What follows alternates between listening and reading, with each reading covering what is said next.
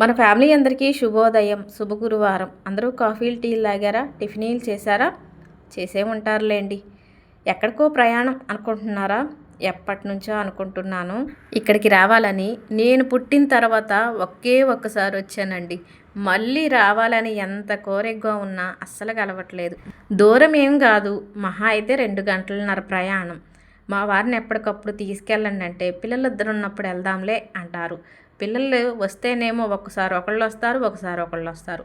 పోనీ ఇద్దరు వచ్చినప్పుడు ఎవరికో ఒకరికి వెళ్ళడానికి కుదరడం లేదు. ఇట్లా చాలా రోజుల నుంచి ఎదురు చూస్తున్నాను. ఈసారి అలాగా మొన్న బంగారు వచ్చింది కదా, ఇప్పుడు బంగారుని తీసుకొని వెళ్తే మరోసారి పండుగ వచ్చినప్పుడు తనని తీసుకొని వెళ్ళొచ్చులే అని ఫిక్స్ అయిపోయినాం. కానీ మా వారికి అయితే కుదరలేదు. బంగారి కూడా మొక్కు ఉందంట ఇక్కడికి రావాలని. ఇక వచ్చేసామండి. ఇన్ని రోజులకి నాకు ఆ భాగ్యం కలిగింది.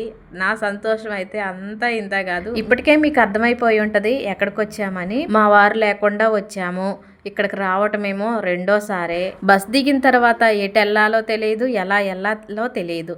మా ఇద్దరితో పాటు ఇంకొకళ్ళు వచ్చారు. వాళ్ళైతే ఇప్పటి వరకు రాలేదు. వెళ్ళేటప్పుడు కొంచెం ఇబ్బంది పడుకుంటా వెళ్ళాం, కానీ అంతా బాగా జరిగింది. కానీ గుడి దగ్గర చెప్పుల దొంగలు ఉన్నారండి. బంగారు చెప్పులు ఎవరో ఎత్తుకెళ్ళిపోయారు.